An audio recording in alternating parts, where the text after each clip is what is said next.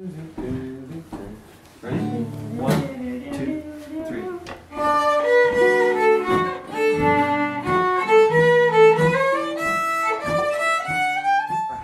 People are going wild for it. Can't find Ontario garlic.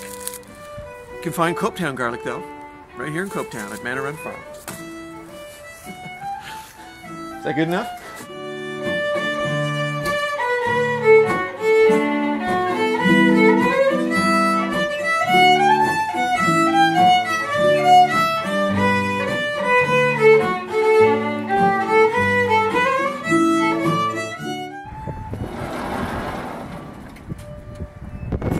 We've captured the sunshine in this barn here.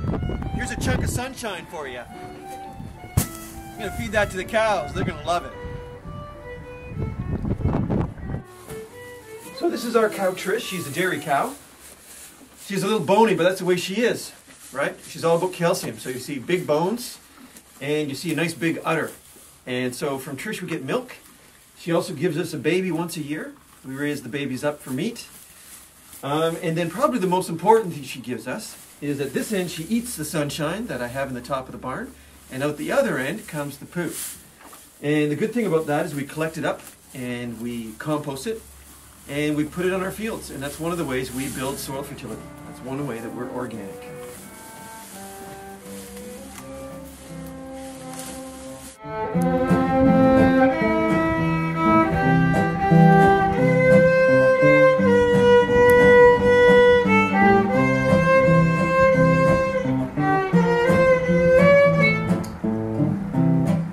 This is where it all happens. Shit happens on the farm.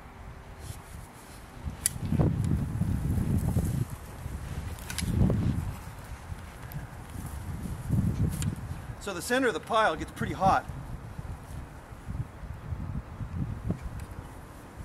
And when the compost is done, you end up with something more like what's down at this end, which is nice and brown and crumbly, has a sweet smell, and actually tastes a little bit sweet too. Joking.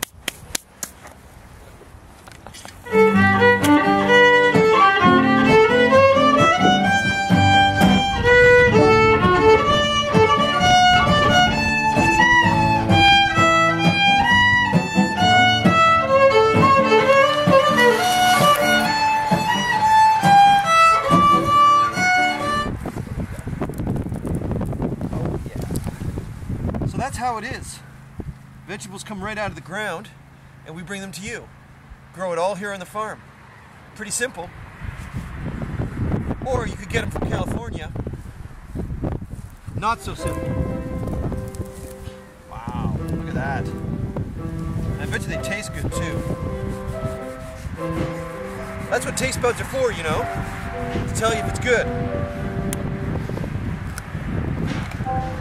Good.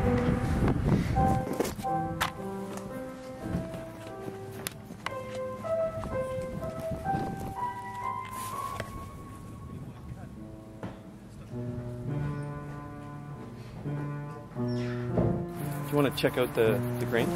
Yeah. I don't know if you can get a good close-up of this, but this is the oat and barley. Two different grains. There's the oats there, and there's the barley, kind of diamond shaped. And over here we have the wheat. And we grow that all on the farm, everything we grow on the farm. And we do that for the livestock, so the chickens get it, and the pigs get it. The cows don't. Cows, we just feed them grass. And what we do for the pigs is we sprout it, just to make it a little easier for them to digest it. And we have some sprouting outside. Take a look at that. We do everything on a small scale. So, you know, we do 3 acres of oats and barley and 3 acres of wheat. We don't do 20 or 100. But there you can start, it's starting to sprout. So we're just breaking it open a little bit, making it more digestible for the pigs. Chickens, we just feed it straight. Let them grind it up. They can grind it up. They got a little grinder in there. Side.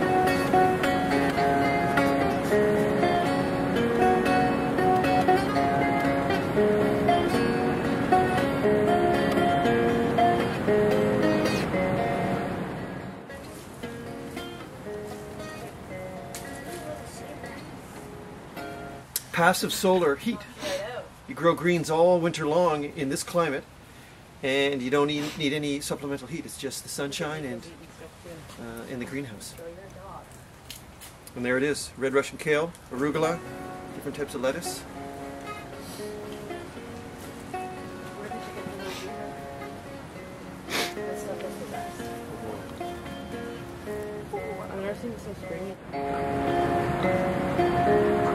So these are Tamworth pigs.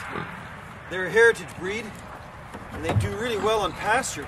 We feed them a small amount of grain, and most of what they do is they root. We dig up worms, roots, nuts.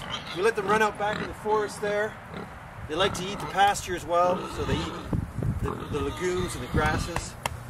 And they put on a lot of meat. These guys are doing pretty good.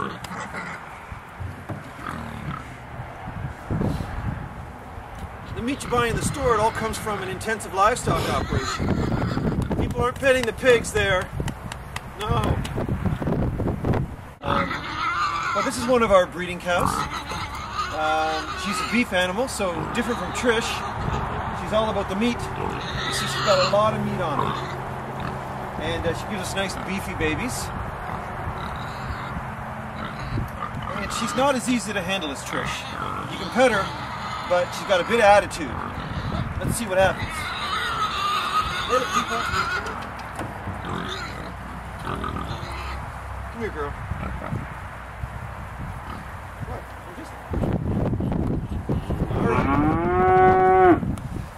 So, why do I do it? I think it's really important that whatever we do during the day to survive isn't just a financial thing. It's a physical activity, it's an emotional activity, there's a spiritual component, there's a social component connecting you to your community, and ultimately, yeah, there is some financial benefit to it. And we've got things upside down here. Most of the work that we do, whether we're collecting garbage, making cars, working as an administrative assistant, working as a lawyer, so much of it is focused on the financial component, and it's missing all the other things that make us human.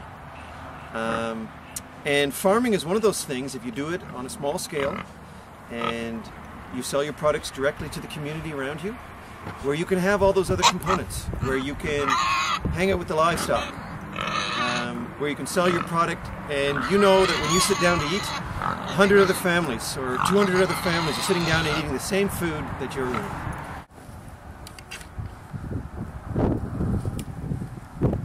Put your hand in there. Whoa! It's pretty hot. Aim!